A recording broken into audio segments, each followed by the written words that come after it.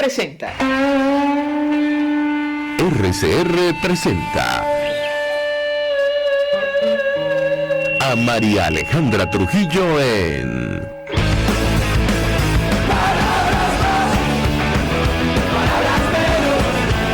Palabras más, palabras menos.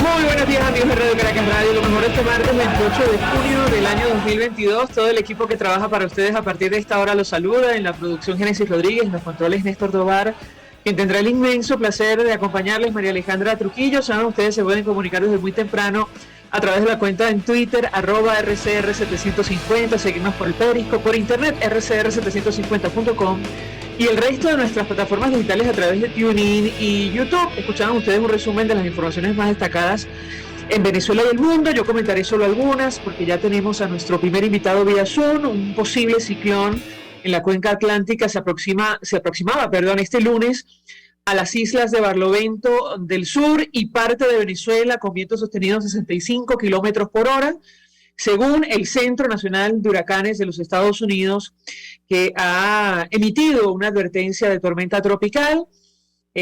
Habrá que tomar las previsiones, lo que sea posible en nuestro país.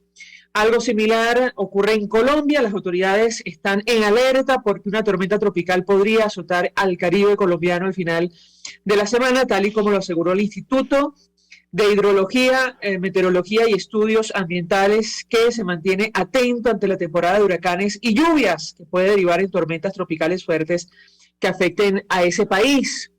Ya sabemos lo que pasa cuando hay este tipo de situaciones en Venezuela, en América Latina. En medio de esta tormenta, una delegación de Estados Unidos se encuentra en nuestro país para discutir una agenda bilateral con el régimen de Maduro, así lo decía ayer la agencia AP, e intentar relanzar las negociaciones en México con la plataforma democrática, según lo decía la agencia Bloomberg. Mientras, el embajador norteamericano para nuestro país, James Story, sostuvo encuentro con el presidente interino Juan Guaidó. El resto de la delegación sostuvo reunión con Jorge Rodríguez. Se presume, según agencias internacionales, que la situación de los ciudadanos norteamericanos detenidos en Venezuela está en la agenda. Simplemente recordar que, según lo denunciaba la doctora Tamara Sujú, el pasado 25 de junio, Matthew Heath, ciudadano estadounidense detenido en la DGCIN, intentó quitarse la vida producto de las continuas torturas, decía la doctora Sujú, quien forma parte del equipo del Instituto Casla. Y aunque el vicepresidente del PSUV dijo ayer que en Venezuela no se violan los derechos humanos, Michelle Bachelet ha dicho lo contrario en su informe, aunque hay muchas críticas sobre este documento preliminar. El definitivo se presenta esta semana. Ella advierte allí que continúan las torturas y la persecución a la oposición. Nos acompaña alguien con quien vamos a hablar acerca de estos temas, conoce perfectamente la situación. Ayer, de hecho, Día del Periodista en nuestro país, en esta lucha prácticamente contra los elementos por la verdad, el acceso a la información. En Venezuela recordábamos el caso de un periodista detenido de forma arbitraria, en un proceso plagado de irregularidades, y nos referimos a Roland Carreño. Joel García es uno de los abogados de Roland Carreño, pero además lleva el caso de varios presos políticos, es especialista en Derecho Penal, profesor universitario, defensor de derechos humanos. Gracias por atendernos, buenos días.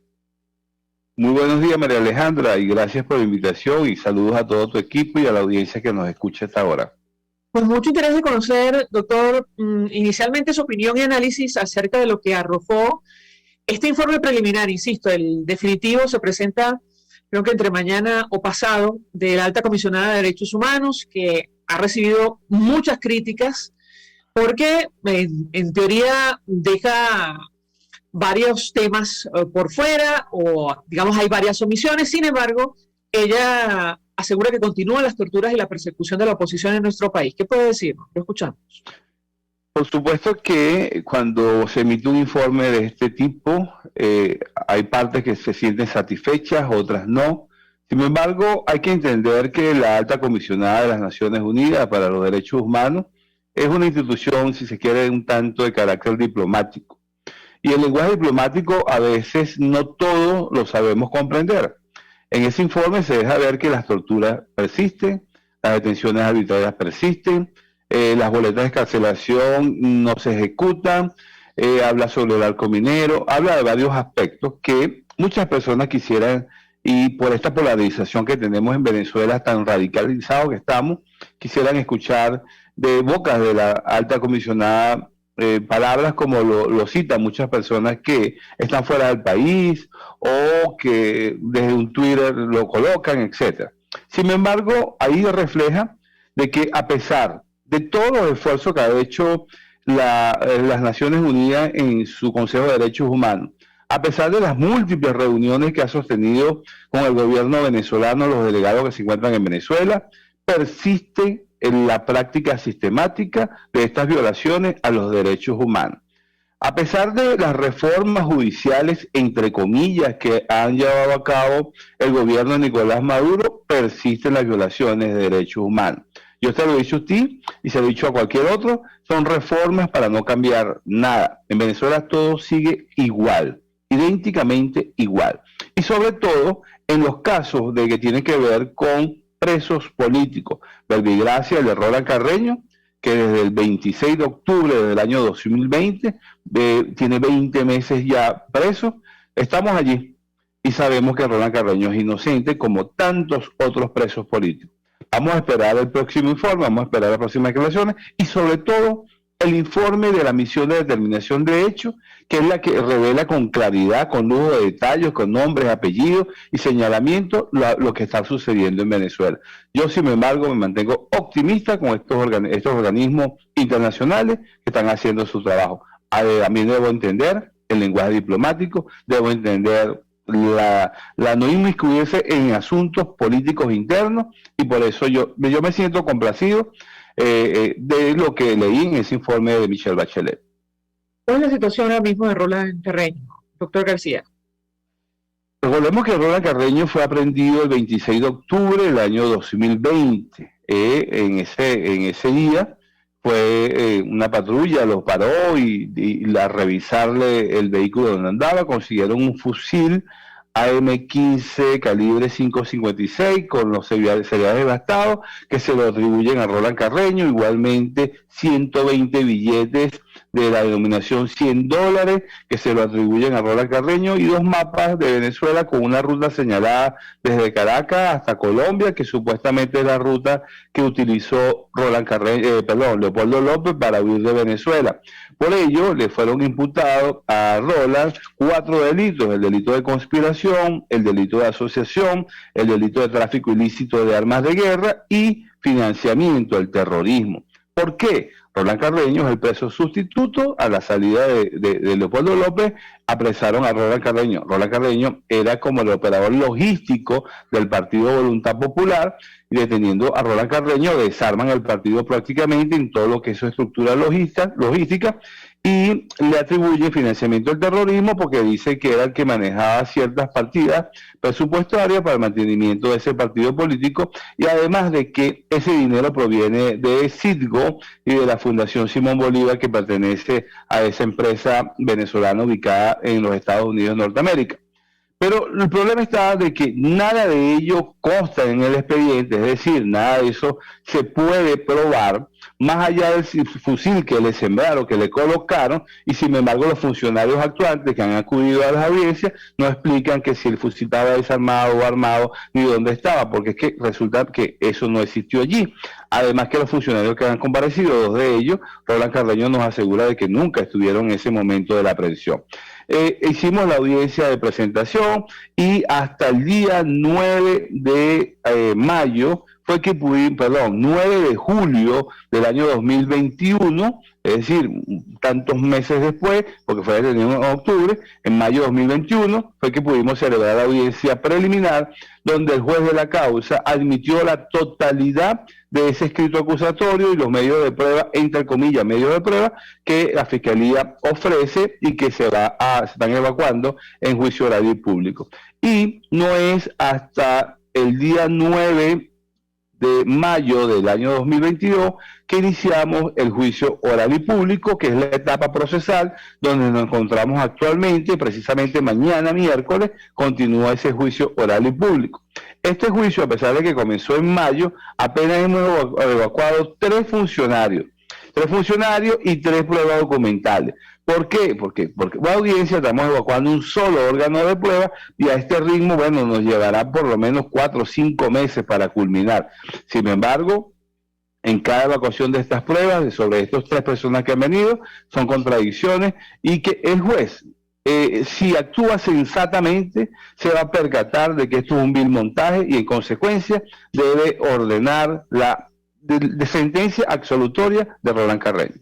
Bueno, de hecho, quería preguntarle, doctor, porque en un documento que publica la Coalición por los Derechos Humanos y la Democracia, a propósito de este caso en particular, ellos destacan que el fiscal del caso dijo que Roland Carreño financiaba entidades terroristas, pero no nombró cuáles, y esto nos llamó poderosamente la atención, porque, por ejemplo, en el escándalo ahora mismo que está en curso en Argentina, la situación absolutamente clara. Al piloto iraní que estaba en este avión venezolano, aparentemente se le vincula con la Guardia Revolucionaria Islámica, la fuerza Quds iraní, identificada como fuerza terrorista por los Estados Unidos. Y el caso de Roland Carreño, ¿cómo es posible, y digamos, si esto es así, que se le acuse de un financiamiento de actividades terroristas sin mencionar qué grupos? ¿Qué puede decirnos, doctor? Lo escuchamos.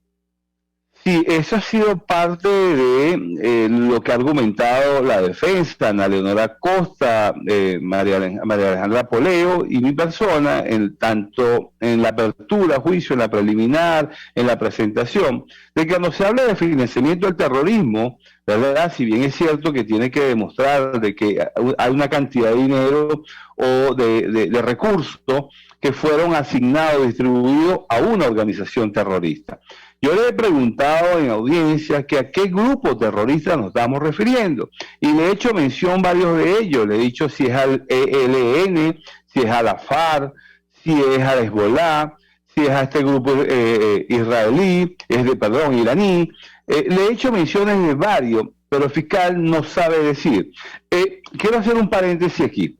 Lo colocaba ayer o anteayer en un tweet, no recuerdo muy bien si fue ayer o anteayer, de que a lo largo de mi trayectoria profesional en el libre ejercicio del derecho, por mis manos han pasado múltiples acusaciones contra personas, presos políticos o no. Y en el caso de los presos políticos, la acusación contra Roland Carreño es la acusación más vacía, más carente de argumentos, tanto de hecho como de derecho. Es una pobre, triste acusación que la estoy utilizando más bien para impartir clases. Cuando doy clases de derecho, es como la forma de cómo no debe comportarse una persona que represente al Ministerio Público. Te pongo un ejemplo. Dice la acusación que Roland Carreño financia el terrorismo. Entonces, seguidamente dice, ¿por qué? Porque define lo que es financiamiento al terrorismo según los tratados de acuerdos internacionales. Después cita a varios doctrinarios, cita varias jurisprudencias y termina diciendo, en consecuencia, Roland Carreño financia el terrorismo. Así es la acusación de Roland Carreño. Es una pésima acusación cuando los hechos, la conducta que se le atribuye a una persona debe adecuarse perfectamente al tipo penal, es decir, al delito que está descrito. Debe decirme, Roland Carreño es un financista del terrorismo porque los recursos que vinieron de las cuentas ABC o la distribuyó de esa manera hacia asado, fueron a parar a las cuentas de fulano de tal, quien es un conocido terrorista iraní, por ejemplo. Pero eso no lo dice, sino doctrina, jurisprudencia y nada más. Me permito, doctor, tengo que hacer una pausa para ir a publicidad. Al regreso quisiera referirme a el tema de la justicia internacional. Decía el vicepresidente del PSUV ayer que en Venezuela no se violan los derechos humanos, criticaba duramente el informe preliminar de Michelle Bachelet. Yo le pedí un comentario sobre este tema. Venezuela es el único país sometido a investigación ante la Fiscalía de la Corte Penal Internacional en América Latina. Al regreso le doy la palabra para contestar. Ya venimos. Usted escucha Palabras Más, Palabras Menos en RCR 750 AM. Puedes seguirnos en nuestras redes sociales. En Twitter, @RCR750, la radio que se ve. Mensaje del ingeniero José Peraza, tesorero del FON 3CID. Estimado colega ingeniero arquitecto y profesional afín, el Colegio Ingeniero de Venezuela y el Fondo de Previsión Social, preocupado por la salud de tu familia, ha diseñado un sistema de salud integral que coloca a tu disposición y que contiene asistencia primaria de salud, ambulancia, hospitalización, cirugía, oftalmología, hematología, fisioterapia, psicología, odontología, farmacia y funeraria. Para mayor información, visítanos a nuestros portales 6b.net.be, compre6b.net.be, Colegio de Ingenieros de Venezuela, construyendo el futuro. En Global Therap seguimos comprometidos con tu rehabilitación física, te ayudamos a recuperarte de tu postoperatorio y en el alivio del dolor. Búscanos en el Centro Comercial Multiplaza Paraíso Nivel Empresarial 2 a través de Twitter e Instagram o llámanos al 0412-256-1104. Y no olvides lavarte las manos con agua y jabón y cumplir con el distanciamiento social. Global Therap y despídete del dolor. Contigo. Que les habla Eduardo Battistini de Primero Justicia. Una de las grandes enseñanzas que vamos a tener los venezolanos después de todo este proceso que estamos viviendo es a valorar cada vez más lo que tenemos en Venezuela. Porque hoy en día, por ejemplo, un venezolano que está afuera se ha ido acostumbrando a que los servicios públicos cuestan, se ha ido acostumbrando a que nada puede ser gratis, porque nada gratis es sostenible en el tiempo.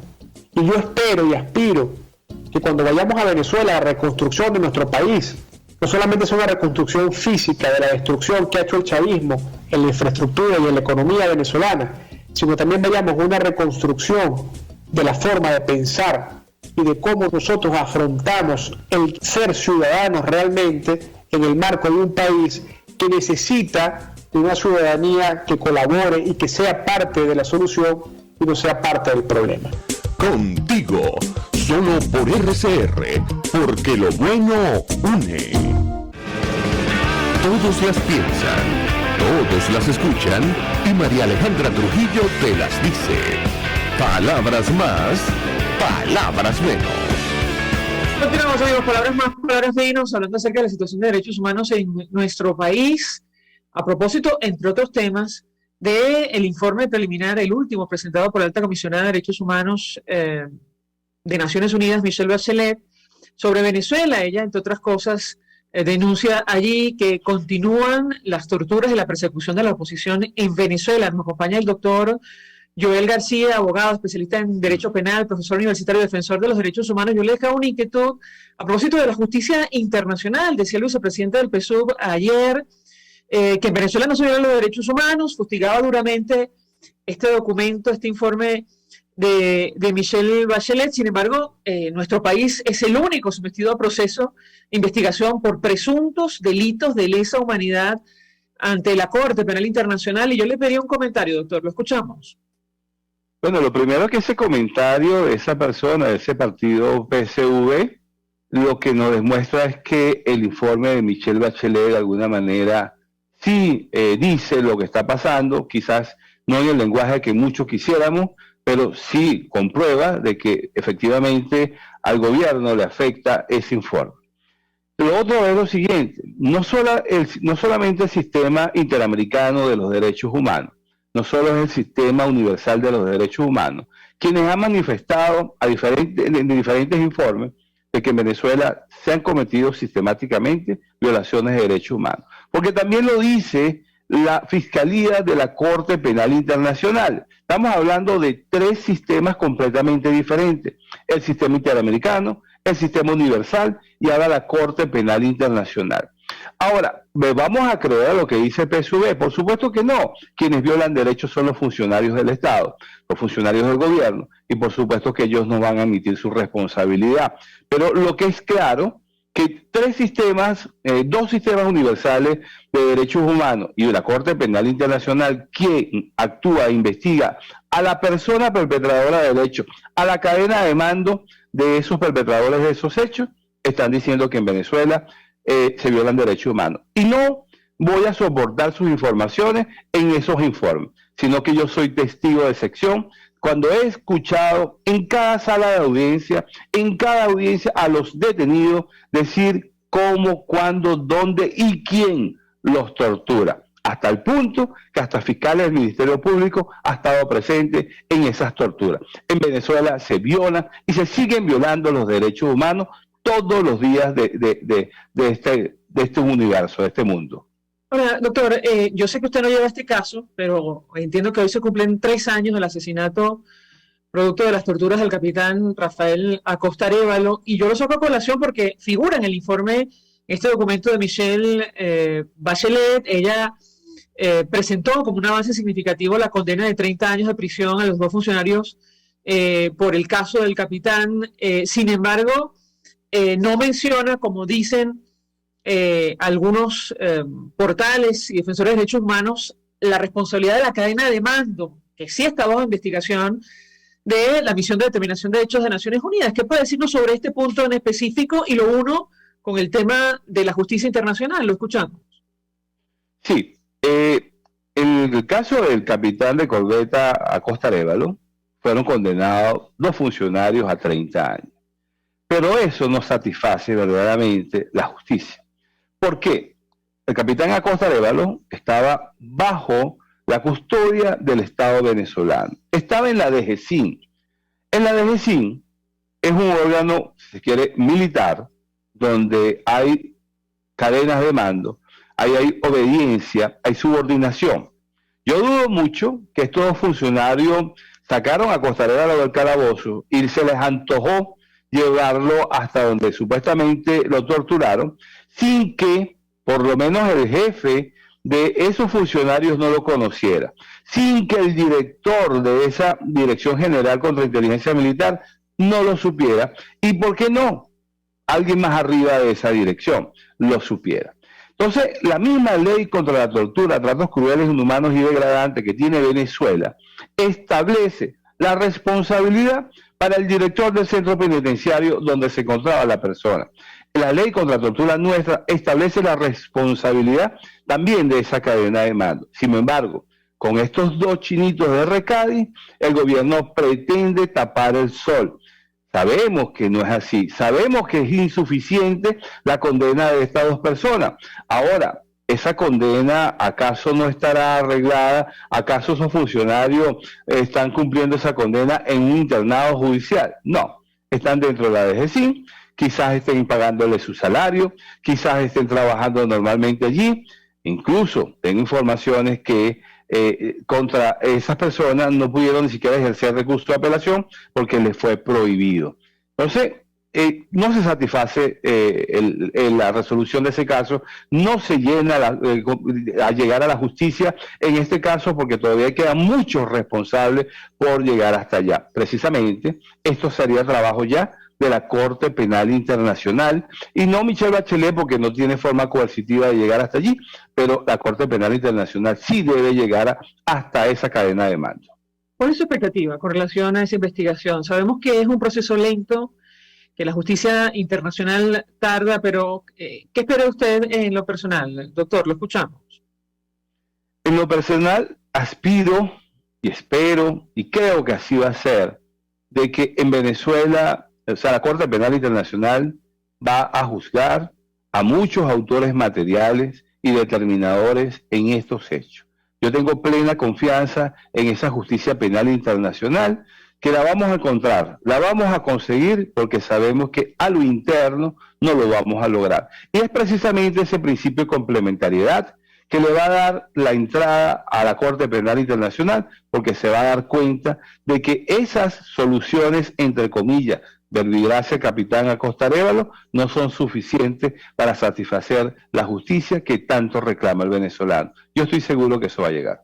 ¿Usted tiene confianza, doctor, porque hay avances o simplemente, bueno, por la evidencia, es decir, la imposibilidad de encontrar justicia en nuestro país? ¿Qué puede decirnos? La Fiscalía de la Corte Penal Internacional giró instrucciones al Ministerio Público venezolano para que documente ciertos y determinados casos. Me consta porque ya he enviado a varias víctimas ante fiscales de derechos humanos del Ministerio Público que están documentando esos casos. En los casos que yo he podido participar, las víctimas están declarando con lujo de detalle todo aquello que pasó. Entonces, yo confío de que indiferentemente que el Ministerio Público quiera iniciar una investigación, siempre va a ser insuficiente, porque siempre van a querer ocultar o tapar esa cadena de mando, que es precisamente la que nosotros estamos haciendo ver, y que todo el mundo se dé cuenta. Un ejemplo, María Alejandra, en el caso de David Vallenilla. En el caso de David Vallenilla se condenó a un sargento de la aviación a 26, 27 años. Sin embargo, en el interrogatorio que le hicimos a esa persona, él describió quiénes le dieron las instrucciones, quiénes le suministraron las armas, todo lo dijo con lujo de detalle. Entonces, cuando se revise ese caso, se van a percatar que por las mismas declaraciones del condenado, hay otras personas que nos han tocado. El caso de Oscar Pérez, por ejemplo, doctor. El caso de Oscar Pérez es grotesco. Precisamente ayer, 27, se cumplían 5 años que Oscar Pérez sobrevoló Caracas con esa aeronave del CICPC. Nadie se recordó de él. Yo sí lo recuerdo porque precisamente tengo todavía una persona que está detenida por esos hechos. Ya tiene 4 años, 9 meses detenido y todavía estamos en juicio. Una persona que no han podido demostrar nada, y es lamentable que este sistema de justicia, esa juez segura que está de que esa persona no ha cometido delito alguno, lo mantiene privado de su libertad. En el caso de Oscar Pérez es grotesco lo que sucedió. Es tan grotesco que no debe existir ni siquiera una investigación por la muerte de esa persona. Acuérdense que derrumbaron, destrozaron el sitio de suceso. Eso es único en la historia del derecho penal en Venezuela, y de Venezuela y del mundo. Entonces, allí tienen que llegar, y es obvio, esa foto que nosotros vimos circulando, que esas personas fueron ejecutadas, porque todos vimos cuando esas personas se estaban rindiendo ante las autoridades. Eso es un asesinato televisado, cuando vimos que con un lanzagranada destruyeron esa vivienda donde se encontraba. Eso es demasiado evidente, y todos sabemos quiénes son esas personas que cometieron esos hechos. Doctor Leonel García, un millón de gracias por atendernos, acompañarnos estos minutos, abogado especialista en Derecho Penal, profesor universitario y defensor de los derechos humanos. Gracias. Nosotros a esta hora vamos a una pausa. Al regreso venimos con más. Estás escuchando Palabras Más, Palabras Menos, por RCR 750 AM. RCR 750 AM. Porque lo bueno une. Mensaje del ingeniero José Peraza, tesorero del Juan 3 CID. Estimado colega ingeniero arquitecto y profesional afín, el Colegio Ingeniero de Venezuela y el Fondo de Previsión Social, preocupado por la salud de tu familia, ha diseñado un sistema de salud integral que coloca a tu disposición y que contiene asistencia primaria de salud, ambulancia, hospitalización, cirugía, oftalmología, dermatología, fisioterapia, psicología, odontología, farmacia y funeraria. Para mayor información, visítanos a nuestros portales 6b.net.be, compre6b.net.be, Colegio de Ingenieros de Venezuela, construyendo el futuro. Mis amigos, una empresa comprometida y responsable con su personal es una empresa segura, y Produzca es la compañía pionera en Venezuela que ofrece la mayor cantidad de equipos de comprobada calidad para garantizar la seguridad integral de toda la nómina industrial de cualquier empresa. El catálogo de Produzca es inmenso, todo tipo de guantes, cascos, accesorios y productos varios de protección para tu personal. Conoce más de Produzca en www.produzca.com. Produzca, seguridad en tu empresa de los pies a la cabeza. Ellos sí que no saben nada. Y así nos va. El espacio donde se tocan los temas más candentes de interés político y nacional. Y así nos va.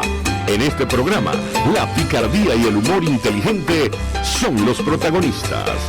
Pura cabilla. Lara y Hernández descosen y revelan los secretos más oscuros del acontecer político. Y así nos va, de lunes a viernes a las 4 de la tarde, por RCR 750 AM. RCR 750 AM, porque lo bueno une. Información, opinión, contraste. María Alejandra Trujillo está en Palabras Más, Palabras Menos. Continuamos, amigos, palabras más, palabras menos, hablando acerca de la situación de derechos humanos de nuestro país, entre otras cosas, a la luz de lo que arrojó este informe preliminar de la alta comisionada para derechos humanos de Naciones Unidas, Michelle Bachelet, sobre Venezuela.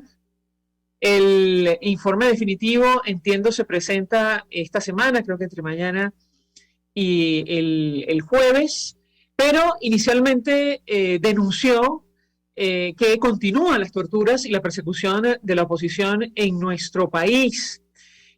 Alguien que conoce perfectamente el tema nos acompaña. De hecho, ayer presentaban un informe en la coalición por los derechos humanos sobre este tema. Ana Leonora Costa es abogada, defensora de derechos humanos y forma parte del equipo de esta organización. Gracias por atendernos. Muy buenos días.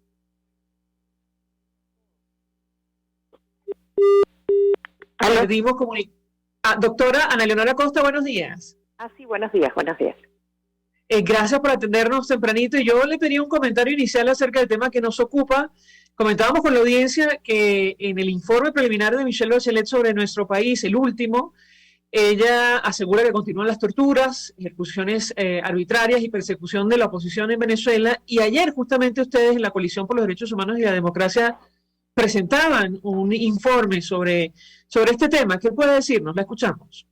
Sí, el día de ayer presentamos el informe sobre si ha habido avances o no con respecto a la situación de derechos humanos en Venezuela y en el caso específico de la tortura. Ya nosotros en febrero habíamos presentado un primer informe y ahora lo actualizamos.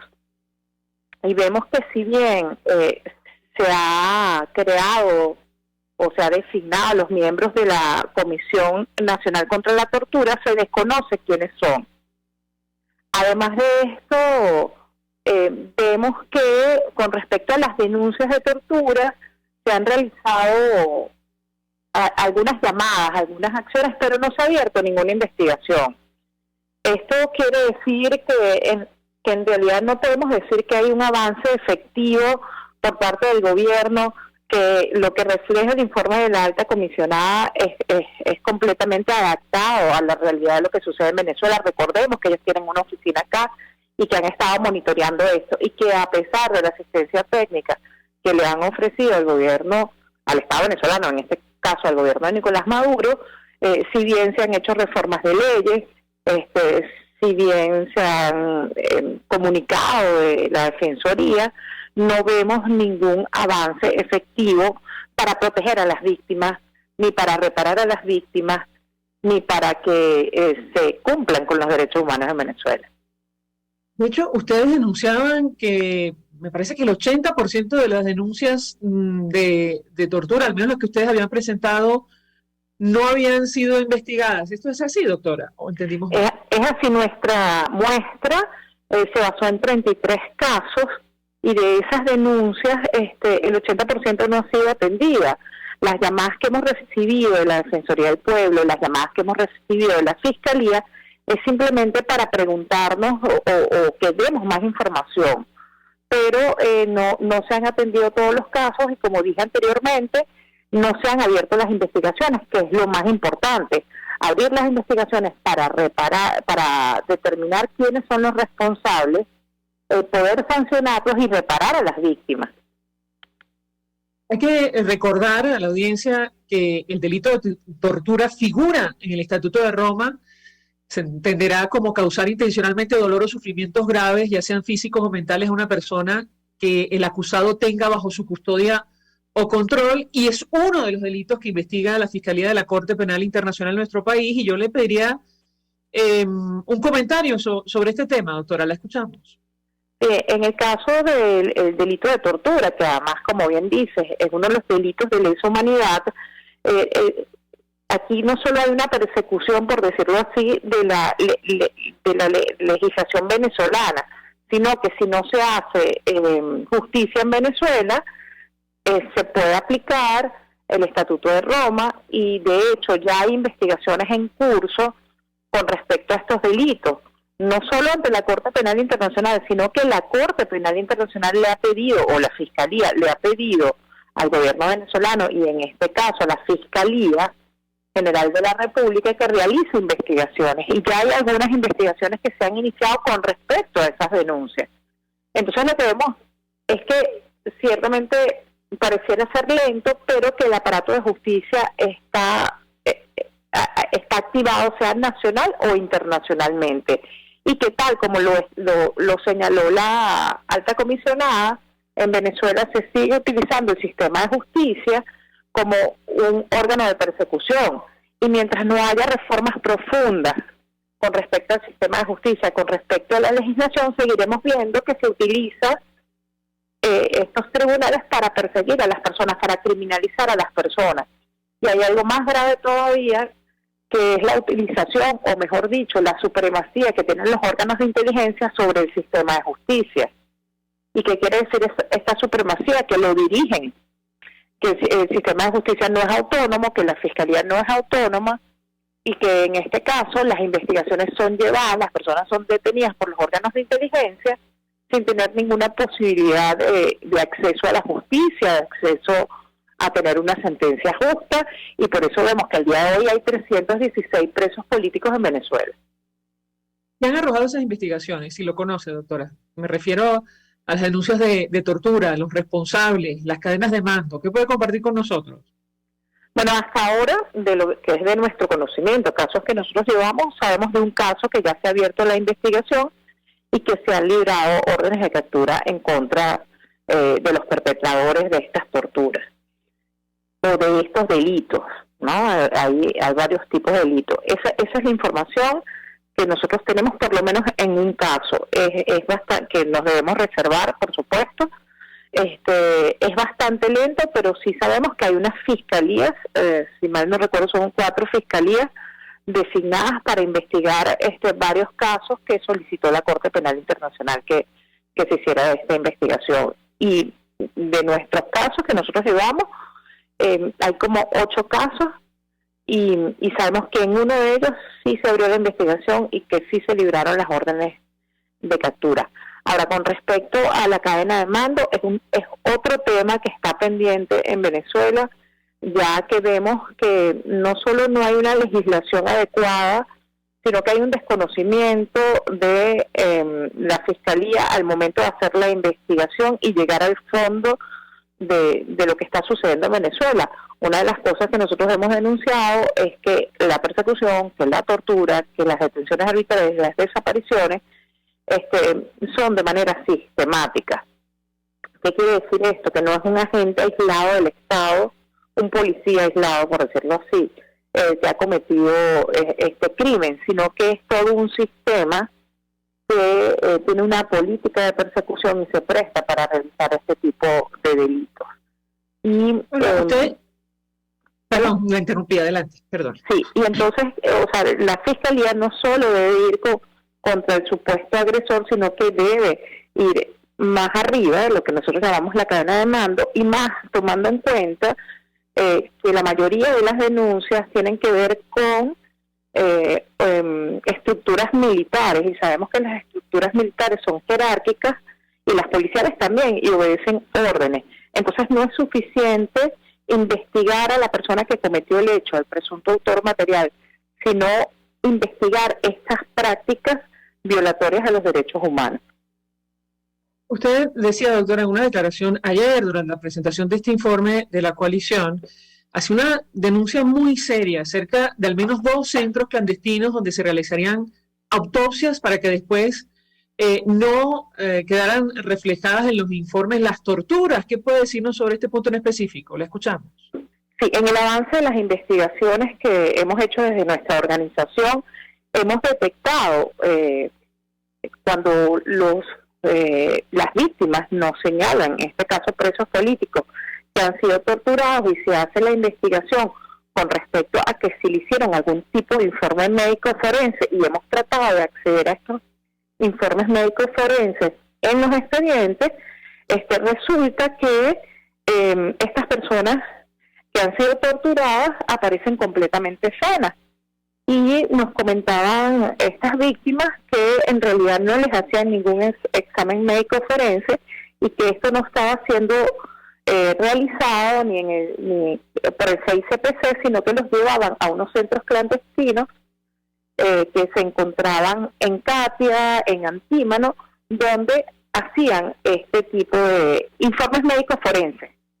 Estamos hablando de informes médicos forenses y no de autopsias. Yo me referí a una sola autopsia, pero en realidad estamos hablando en general de exámenes médicos forenses. Y aquí vemos y entendemos que esto se debió a que el 6CPC se negó a seguir manipulando estos informes forenses y se empezaron a utilizar médicos clandestinos.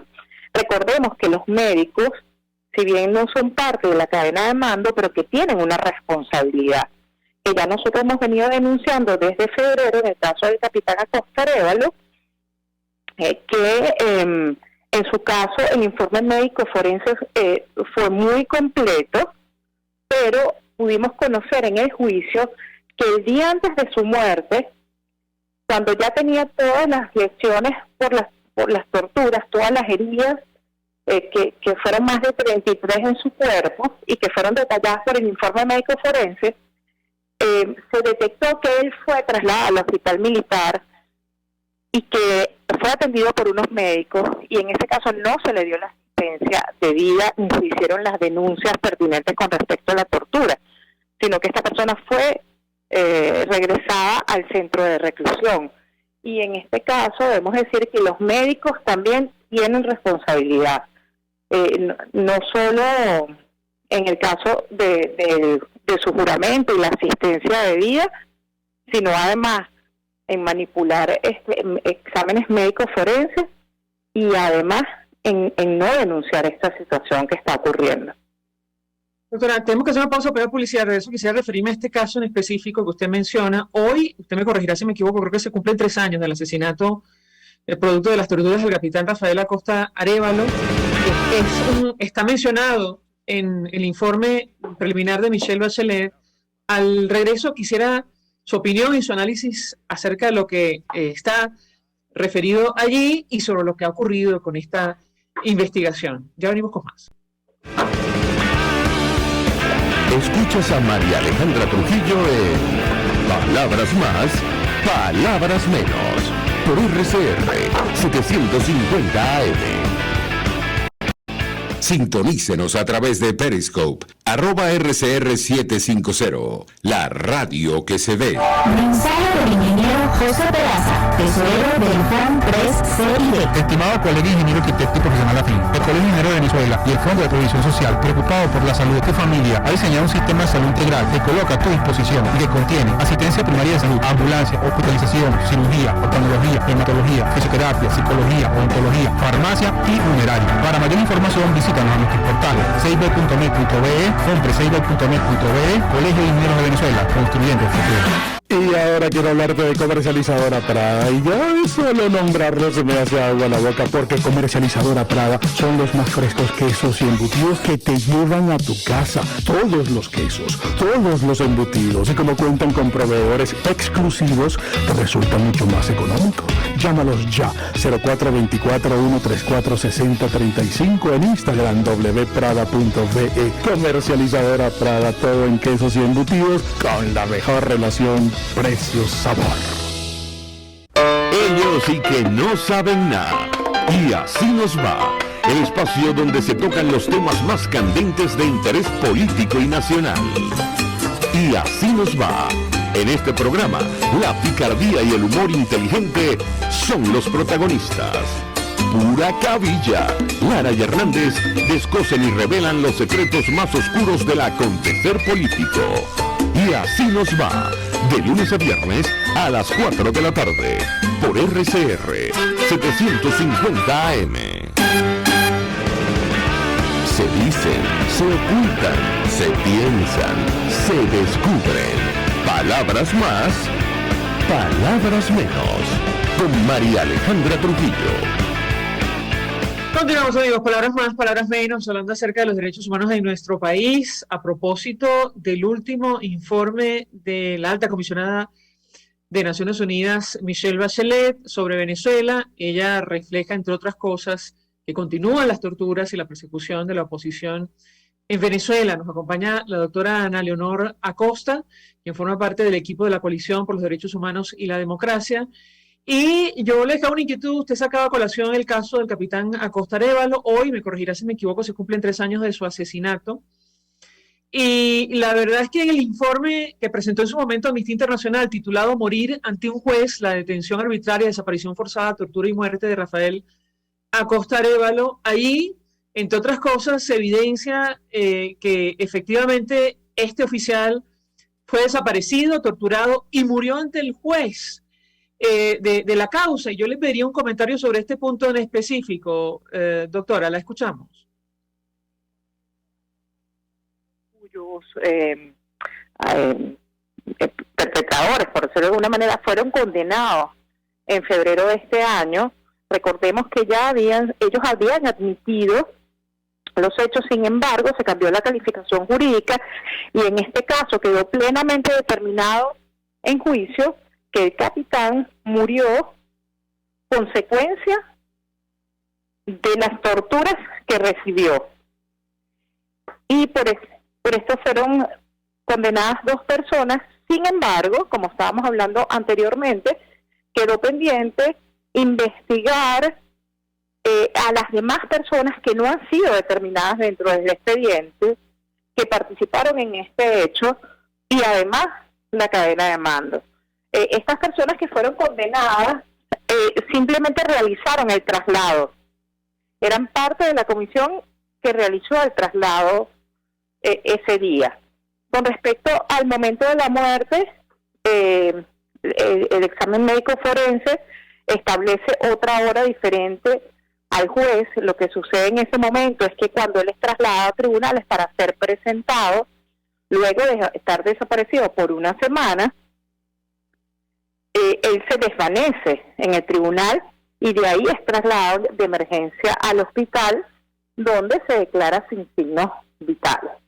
El tema acá no solo es no estamos hablando de una responsabilidad del juez, estamos hablando también de la responsabilidad del Ministerio Público, que no ha sido suficientemente diligente. ¿Qué sucede?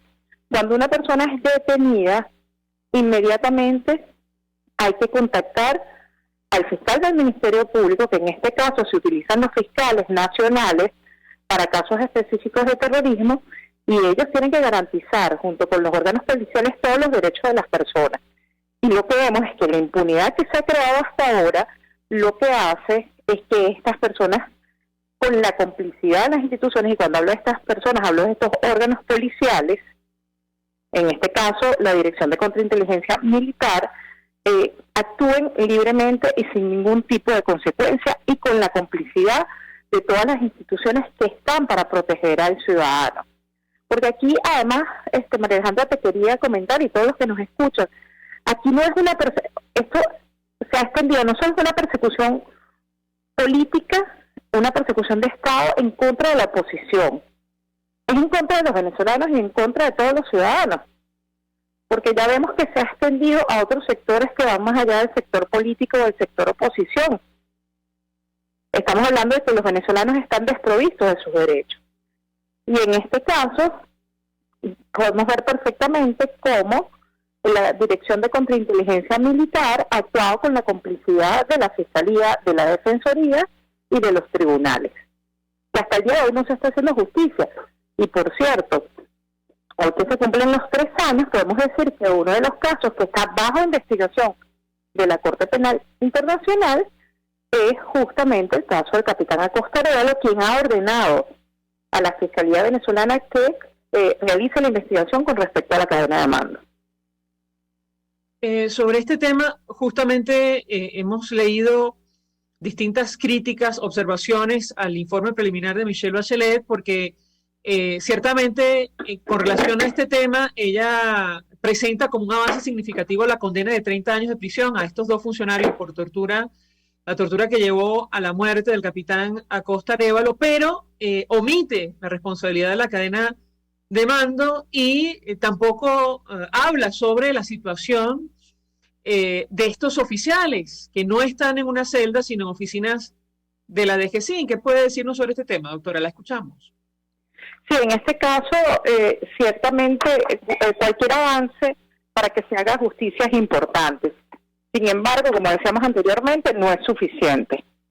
No es suficiente con la condena de estos 2 funcionarios que, como comenté anteriormente, ellos simplemente estaban en la comisión que realizó el traslado.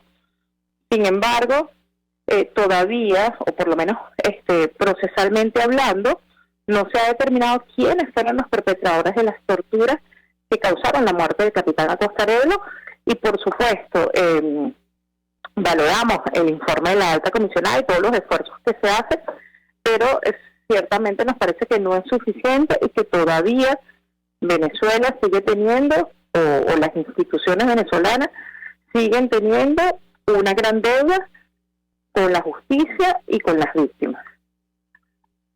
Sobre el caso del capitán, creo recordar, doctora, que nunca se pudo aplicar la autopsia que pedía la familia, ¿correcto?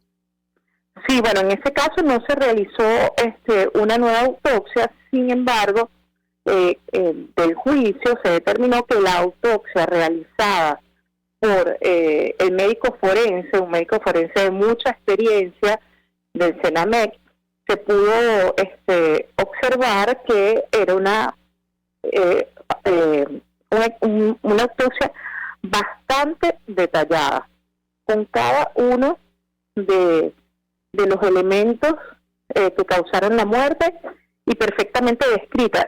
Este médico forense asistió al juicio y describió cada una de las lesiones y fue más allá, y cómo cada una fue consecuencia de una tortura y con qué tipo de objetos se realizaron estas acciones. Fue bastante completo con respecto a las lesiones. Aquí lo que queda por determinar es los responsables, tanto materiales como todos aquellos que participan en esta cadena de mando. Es decir, y para que la audiencia lo entienda, doctora, los que están acusados o recibieron sentencia participaron en el traslado, no de momento en la acción de tortura que llevó a la muerte del capitán. Eso es lo que usted comenta, ¿correcto? Exactamente.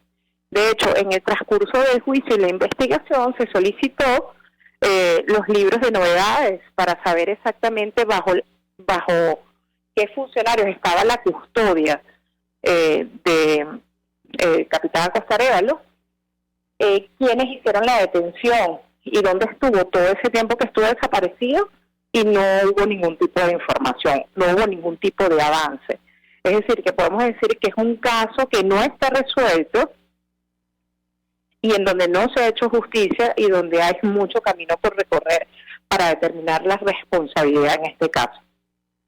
¿Tiene usted expectativa con relación al avance de la investigación en la Corte Penal Internacional, doctora?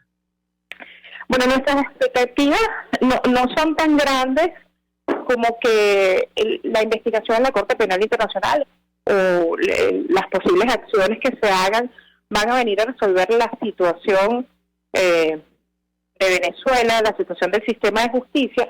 Creemos que puede ayudar a que mejore nuestro sistema y que esto va a ser muy lento porque es un proceso muy técnico. No estamos hablando ya aquí de una declaración política, sino de una investigación criminal que requiere una serie de pruebas para seguir adelante. Es decir, el fiscal ante la Corte Penal Internacional, Karim Khan, va a avanzar en las investigaciones mientras vaya teniendo pruebas criminales, estamos hablando, ¿no? No solo declaraciones en medios, sino pruebas sobre los hechos criminales. Y recabar estas pruebas requiere toda una metodología que no tenemos presente todavía y que dependerá en gran parte de la colaboración, lamentablemente, de los órganos de seguridad del Estado y los órganos de justicia del Estado. Entonces nos queda un largo camino por recorrer con respecto a la Corte Penal Internacional y todo va a depender de cómo se pueda ir demostrando la comisión de los crímenes de lesa humanidad. Doctora Ana Leonora Acosta, un millón de gracias por atendernos, acompañarnos la mañana de hoy, abogada, defensora de derechos humanos, que forma parte del equipo de la Coalición por los Derechos Humanos y la Democracia. Gracias. Nosotros se nos ha agotado el tiempo, nos despedimos y lo hacemos a nombre de Jaime Estares de la Dirección General de la Estación, en la gerencia de producción Willy Tarcaya, en la producción Génesis Rodríguez, los controles Néstor Tovar, quien tuvo el placer de acompañarles, María Alejandra Trujillo. El Fondo de Previsión Social del Colegio de Ingenieros de Venezuela presentó. RCR presentó Palabras Más, Palabras Menos. RCR 750 AM.